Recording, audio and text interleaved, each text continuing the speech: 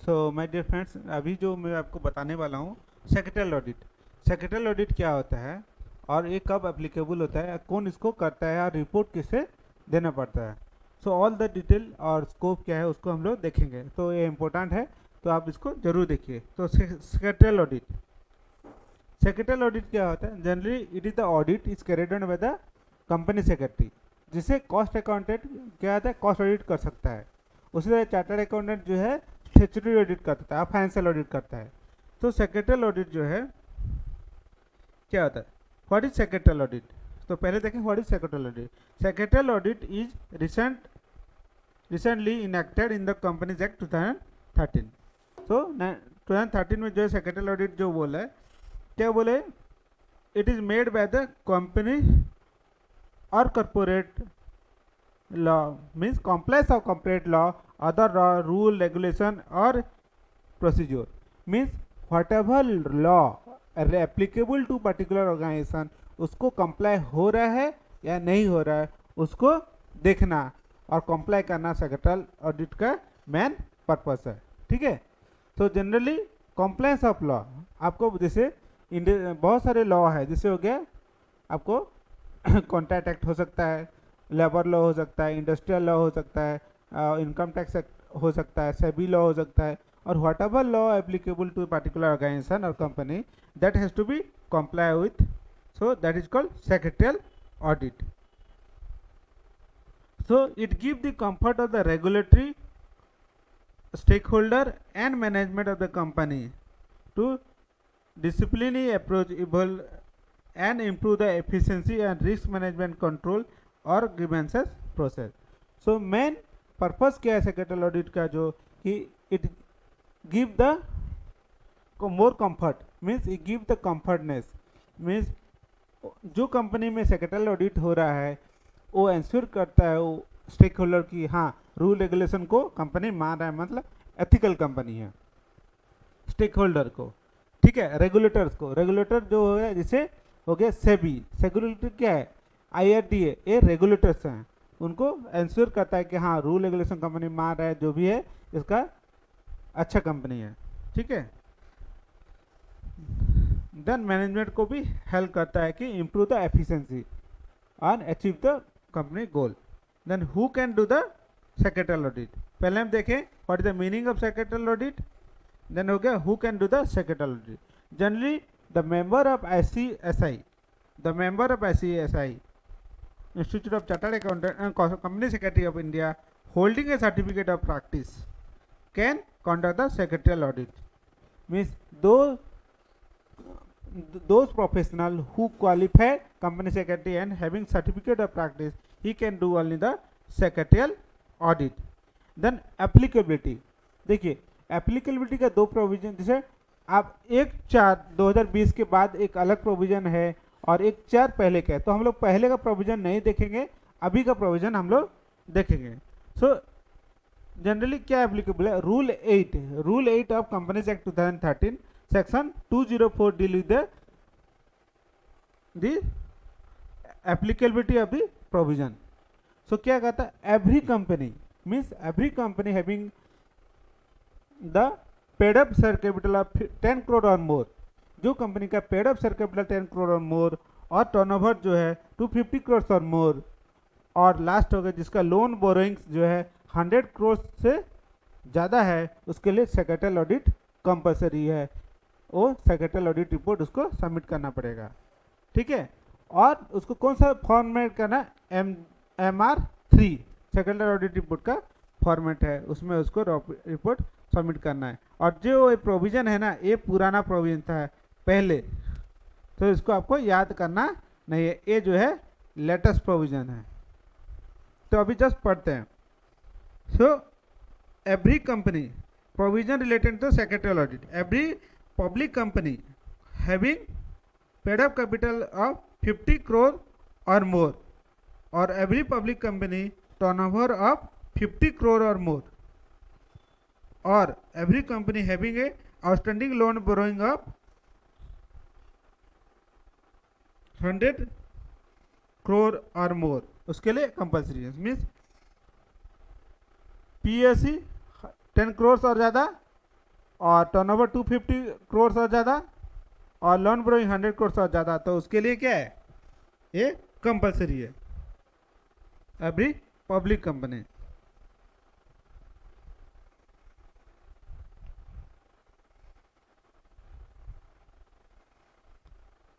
और इसमें every private company having a paid of capital of 10 crore more shall have whole time company. जो भी private company है 10 करोड़ और मोर अगर उसका पेड ऑफ शेयर कैपिटल है तो कंपलसरी कंपनी सेक्रेटरी अपॉइंटमेंट करना जरूरी है, ठीक है। Then secretarial audit is compulsory for subsidiary of public company. जो पब्लिक कंपनी है उसका सब्सिडरी अगर प्राइवेट कंपनी होगा उसके लिए भी सेक्रेटरियल ऑडिट कंपलसरी है। देन स्कोप क्या है, statutory law, labour law, SEBI, other act, ये सब उसका स्कोप है किसका, सेक्रेटरियल ऑडिट का। स्टैट्यूटरी लॉ जैसे कंपनीज एक्ट 2013, ठीक है, इनकम टैक्स एक्ट, ठीक है। लेबर लॉ हो गया क्या, ESI, PF, ग्रेचुटी, ठीक है, ये सब क्या है, इंडस्ट्रियल डिस्प्यूट एक्ट, ये सब क्या लेबर लॉ है और इंडस्ट्रियल लॉ है, वो सबको कंप्लाई करना। सभी merger acquisition act, substantial merger acquisition है, इनसाइडर ट्रेडिंग हो गया, बाईबैक ऑफ शेयर हो गया, LODR होगा, सभी LODR, ICDR, ऑल द जो है कंप्लाई इसको करना है। अदर लॉ जैसे हो गया आपका कॉन्ट्रैक्ट एक्ट हो गया, ठीक है, और आपका हो गया अदर लॉ जितना भी है उसको कंप्लाई करना। तो ये हो गया स्कोप। जैसे हो गया यहाँ पढ़ते हैं companies act, security contract regulation act, जैसे मैंने बोला, depository act, FEMA act, RBI, ठीक है, ये सब जो है एप्लीकेबल स्कोप है, लॉ है। Then function of company secretary, क्या फंक्शन है कंपनी सेक्रेटरी का, section 205, to report the board about the compliance of provision of the act, a rule made under their law applicable to the company. Means the company secretary has to give the report to the board whether compliance of various provision of law applicable. जो company में suppose एक company है जिसमें कि आपको banking company है, तो banking regulation applicable हो रहा है नहीं हो रहा है उसका रिपोर्ट देगा बोर्ड को, ठीक है। और अदर लॉ जो भी एप्लीकेबल लॉ है वो कंप्लाई हो रहा है नहीं हो रहा है उसको बोर्ड को रिपोर्ट देगा और बताएगा। Then to ensure the company complies with the applicable secretarial standard, second हो गया सेक्रेटरियल स्टैंडर्ड जो है जनरल 8 सेक्रेटरियल स्टैंडर्ड है, उसमें से जनरली 4 एप्लीकेबल है जो भी सेक्रेटरियल स्टैंडर्ड, जैसे ऑडिटिंग स्टैंडर्ड है, अकाउंटिंग स्टैंडर्ड है, उस तरह सेक्रेटरियल स्टैंडर्ड है जो है वो कंप्लाइज हो रहा है नहीं हो रहा है वो एंश्योर करेगा। थर्ड हो गया डिस्चार्ज अदर ड्यूटी में भी प्रेस्क्राइब, जो अदर ड्यूटी उसको एप्लीकेबल होगा, जैसे ही act as a bridge between the SEBI and the management और other outsider with the management, और अदर जो भी ड्यूटी रेस्पॉन्सिबिलिटी दिया जाएगा वो सब फंक्शंस को कंपनी सेक्रेटरी को करना है। So this is all about the secretarial audit. Then हो गया एनवायरमेंटल ऑडिट। एनवायरमेंटल ऑडिट क्या है, it is defined under environmental audit. देखिए अभी एनवायरमेंटल ऑडिट बहुत बड़ा रोल है, क्योंकि अभी का टाइम जो है कि रूल रेगुलेशन को तो मानना है बट आपको फाइनेंशियल ऑडिट के साथ साथ अदर सोशल ऑडिट भी कराना है। तो एनवायरमेंटल ऑडिट एक टाइप का सोशल ऑडिट है। तो एनवायरमेंटल ऑडिट क्यों चाहिए, देखिए बहुत सारे ऐसे कंपनी है जो रूल रेगुलेशन को नहीं मानता, पॉल्यूशन फैलाता है, इसके लिए जो एनवायरमेंट ऑडिट आया था और इसमें जो है ISO स्टैंडर्ड भी एप्लीकेबल है, ठीक है। तो ISO ऑडिट क्यों हुआ है और कैसे हुआ है और किसको बोलते हैं, स्कोप क्या है, ऑब्जेक्टिव क्या है, हम लोग अभी देखेंगे। एनवायरमेंटल ऑडिट तो बहुत सारे जैसे है, पॉल्यूशन एक्ट आया, water pollution act, prevention and pollution act, air water and noise pollution आया, ठीक है। जैसे ग्रीन नेशनल ग्रीन ट्रिब्यूनल आया, NGT आया, ठीक है, और हेजार्डियस सब्सटेंस जो है कीप करने के लिए अदर एक्ट आया। सो वो सब क्या है, एनवायरमेंटल लॉ है, ठीक है। तो उससे जो है कि हम लोग एनवायरनमेंट को जो है प्रोटेक्ट करें और नेचुरल रिसोर्स को प्रॉपरली यूज़ करें, और जो कि ऐसे कोई प्रोडक्ट नहीं बनाए जो कि सोसाइटी के लिए और जो एनवायरनमेंट के लिए हार्म हो और क्षतिकारक हो। सो देखते हैं environmental audit. According to the United State Environmental Protection Agency USEPA define the systematic documentation, periodic objective review, the regulated entry of facility operation practice related to meeting of environment। Means जो USEP बोलता है कि systematic documentation करना है, periodic करना है, और जो एंटिटी को जो है regulatory meeting the environmental requirement, जो एनवायरमेंटल का रिक्वायरमेंट है उसको फुलफिल करना है। जैसे माइनिंग इंडस्ट्री में जो कोयला निकालने के बाद उसको क्या है, ओपन कास्ट होगा तो उसको बंद करना होता है, माइनिंग अंडरग्राउंड होगा तो उसको बालू देके भरना पड़ता है, और ओपन कास्ट होगा तो जो माइनिंग होने के बाद उसको ओबी को डंप करके पेड़ लगाना है। सो ये सब जो है एनवायरमेंटल प्रोटेक्शन को करना है और कंप्लाई करना है। तो स्कोप क्या है, what is the scope? Emission to air, land and water, the legal constant, जो हम लोग को जो है पर्टिकुलरली कितना एयर में कितना हम लोग को पॉल्यूशन का, हम लोग जैसे बहुत सारे गैसेस है तो कितना कंटेंट छोड़ सकते हैं, वाटर में क्या क्या छोड़ सकते हैं, उसको जो है कि फिल्टर करके छोड़ना है। सो वो सब हम लोग को देखना है। देन लीगल कांस्टेंट, कि जब कोई इंडस्ट्री सेटअप करने जा रहे हैं कि कोई लीगल ऑब्लिगेशन है कि नहीं है, कि ऐसे जगह पे जहाँ पे इंडस्ट्री आदमी लोग भरे हुए हैं, पॉपुलेशन बहुत ज़्यादा, तो इंडस्ट्री वहाँ पर सेटअप करना मना होगा, तो उसको देखना है। या फ्लड एरिया है, या जो कि आपका प्रोहिबिटेड एरिया है, जो अर्थक्वेक एरिया है, तो वहाँ पर इंडस्ट्री लगाना मना होगा, तो लीगल कांस्टेंट उसको देखना है। Then effect of the neighbouring community और लैंड स्केल और जियोग्राफिकल जो भी है होना चाहिए। मीन्स ऐसे इंडस्ट्री में जब लगा रहे हैं जा रहे हैं जहाँ पर कि लैंडस्लाइड हो, जैसे आप देखे होंगे कि एफेलांस होता है, मीन्स बर्फीला एरिया में बर्फ पिघल के नीचे आता है, उसी तरह जो मिट्टी घिस के नीचे आता है तो वहाँ पर इंडस्ट्री लगाना मना है, प्रोहिबिटेड है, घर रखना, तो उसको आपको देखना पड़ेगा।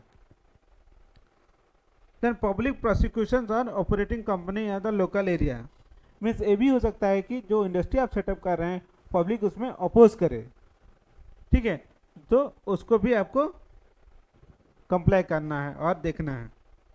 प्रोवाइड एक्सेप्शन ओपिनियन है hazardous in the environment, mean कोई भी ऐसे हैजार्डियस और डेंजरियस गैस नहीं रखना है और कोई प्रोडक्ट नहीं रखना है जो कि सोसाइटी के लिए हार्म हो और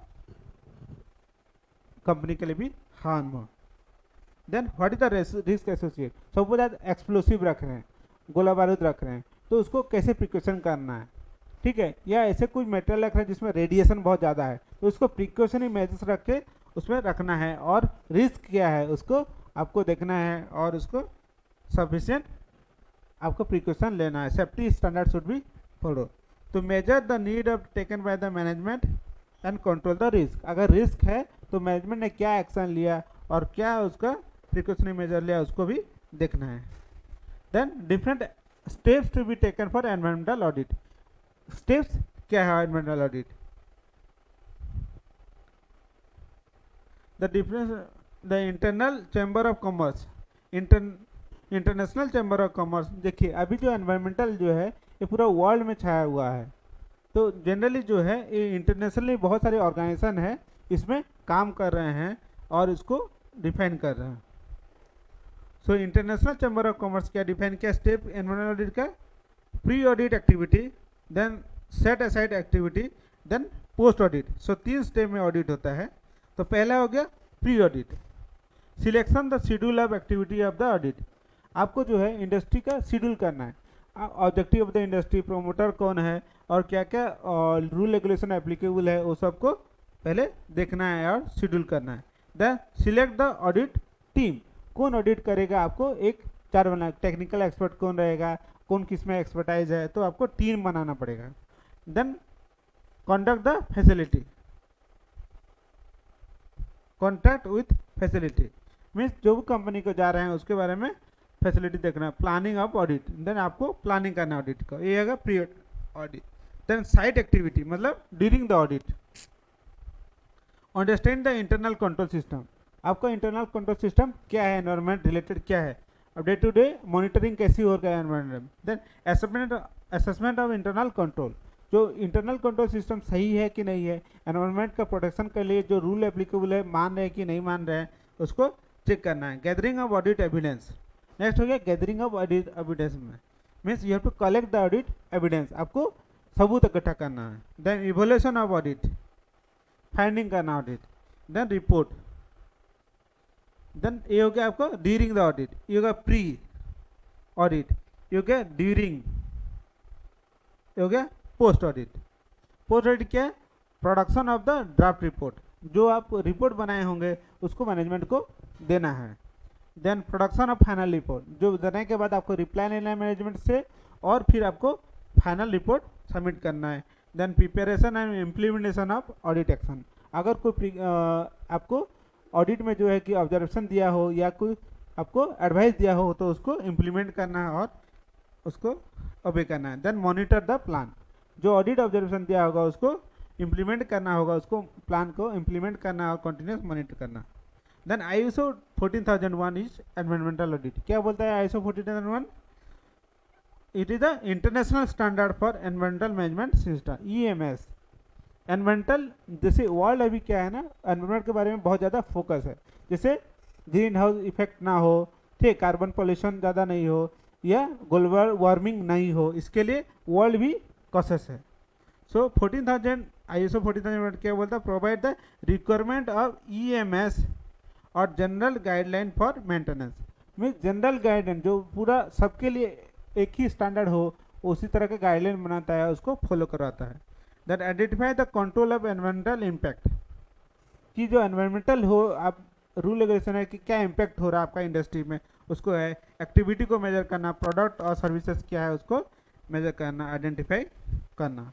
then improve the environmental performance and continuously, जो एनवायरमेंटल प्रोटेक्शन जो है उसको बढ़ाना है और जो है improve the environmental performance means safety को फॉलो करना है और protect taking the all the precautionary measures, production को बढ़ाना है। ये है ISO 14001। Thank you very much friends.